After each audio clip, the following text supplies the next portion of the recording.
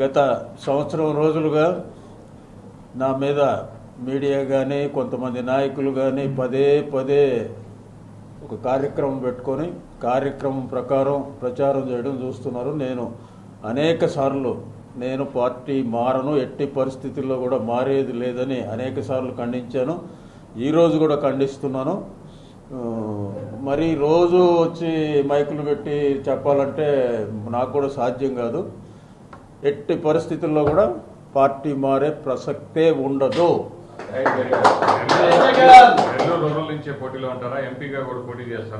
అది ముఖ్యమంత్రి గారి ఇష్టం.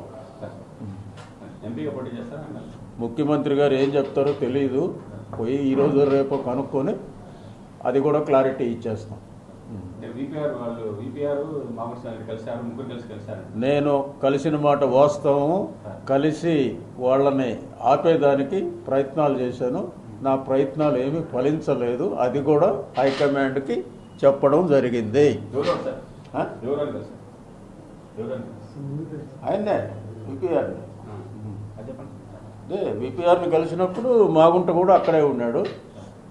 ఆయనకు కూడా చెప్పాము. ఆయన నేనేం పోవాలనుకోలేదు, నన్ను పంపిస్తే పోతాను, ఉండిస్తే ఉండిస్తానని ఆయన అన్నాడు. ఈయన మాత్రం ఏదో సీరియస్గా ఆయన కూడా ఒక 2-3 రోజుల్లో మళ్ళీ మనసు మార్చుకుంటే మార్చుకోవచ్చు కూడా, చెప్పలేదు.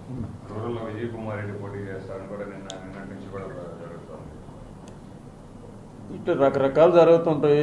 హైకమాండ్ని కలిసినంత మాత్రాన్ని రూరల్లో పోటీ చేస్తాడని, టౌన్లో ఆయనకి హెల్ప్ చేయమని కూడా అయి ఉండొచ్చు కదా. టౌన్లో ఎవరో ఒకరు కావాలి కదా మన పార్టీ తరఫున పెద్దలు హెల్ప్ చేసేదానికి. నాకు కూడా గట్టిగా పనిచేయమని చెప్పి ఉండొచ్చు, టౌన్లో కూడా హెల్ప్ చేయమని చెప్పి ఉండొచ్చు. టీడీపీ వాళ్ళకి క్యాండిడేట్లు లేరు, ఎవరు వస్తారా అని ఎత్తుక్కుంటున్నారు.